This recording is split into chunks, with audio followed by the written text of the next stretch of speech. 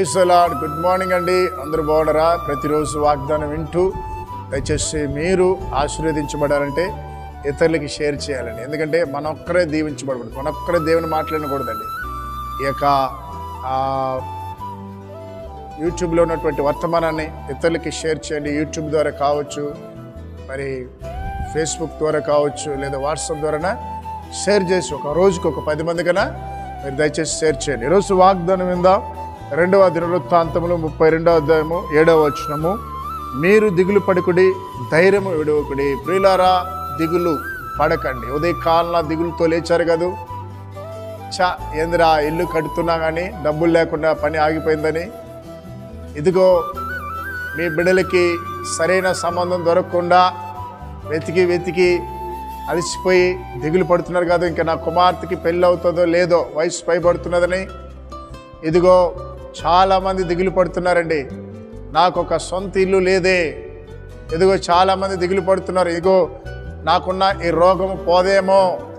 దేవుడు అంటున్నాడు, దిగులు పడొద్దండి, భయపడద్దు, దిగులు పడకండి, ధైర్యం విడవకండి.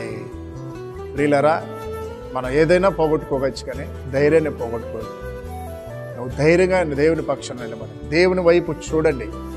నీ దేవుడు, మన దేవుడు మనల్ని అన్యాయం చేసే దేవుడు కాదు, మనల్ని రోడ్డు మీద విడిచిపెట్టే దేవుడు కాదు, మనల్ని కష్టాలను వదిలిపెట్టే దేవుడు కాదు. ఆయన మనతో పాటు ఉంటాడు, మన శ్రమ నుంచి విడుదలిస్తాడు, మన అపాయం నుంచి తప్పిస్తాడు. ఒకవేళ ఇప్పుడు ప్రస్తుతానికి దేవుడు శ్రమ అనుభవించినా కూడా ఆ శ్రమలో నీకు తోడున్నాడు. ఆయన ధైర్యం విడిచిపెట్టకండి. మీరు కలిగి ఉన్న పనిని ముందుకు నడిపించండి. దేవుడి ఉదయకాలన నువ్వు ప్రారంభించబోయే వ్యాపార విషయంలో ముందుకు సాగండి, నీ చదువులో ముందుకు సాగండి, వెనకడుకు వేయకండి. దైవ సేవకులారా, మీరు మందిరాన్ని నిర్మిస్తున్నారా, లేదా మందిరం స్థలం కొనాలని అడుగులు ముందుకేసారా, నీ దగ్గర డబ్బులు లేదా, ధైర్యం వహించి ముందుకు సాగండి. దేవుని యొక్క సహాయము నీకు మెండుగా ఉంటుంది. ప్రార్థించేద్దాం. తండ్రి, ఉదయకాలన వాగ్దానం విన్న బిడ్డలో మీరు అద్భుతాలు జరిగించమని ప్రార్థిస్తాం. ఎంతో మందినైనా క్యాన్సర్తో, నా ప్రభా, గుండె జబ్బుతోనైనా, ఆస్తమా, టీబీతో, వ్యాధులతో బాధపడుతున్న బిడ్డలకి నీ గాయపడిన చేతులతో స్వస్థపరిచిన తండ్రి.